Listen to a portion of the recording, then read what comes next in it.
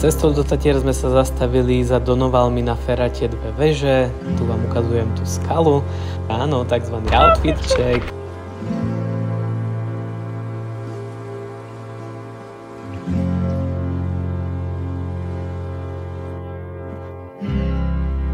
Konštatujem, že aj ľahká ferata končí ťažkou feratou, takže sa musíme vrátiť a nájsť ľahkú feratu. Tu zase sa sťažujem, že táto ferata, aj napriek tomu, že mala byť B alebo C, tak je minimálne D a že v Rakúsku by sa mi toto 100% nestalo. Tu vám zase chcem ukázať, v akej výške sme boli.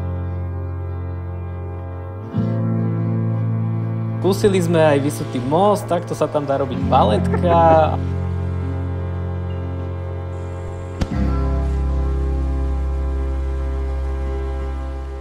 Ráno mám rád ticho.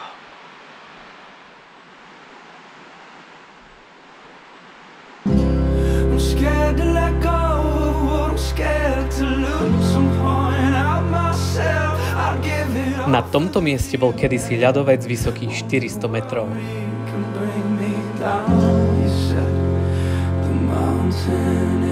Mengusovský volovec, ktorý sa svojím pyramidovým tvarom podobá na Matterhorn.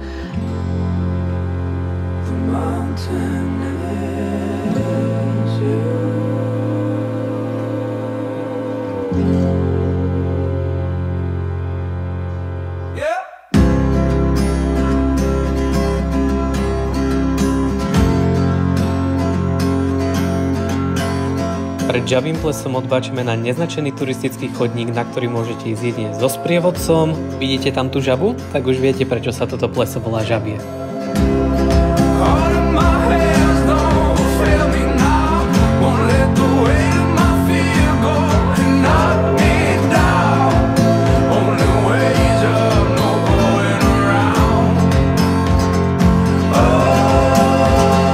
Bývanie pri diaľnici, toto je Svištia Nora.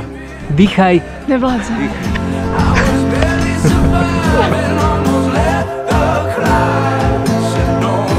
Odtiaľ to už iba pohrebenie až na samotný vrchol Mengusovského Volovca.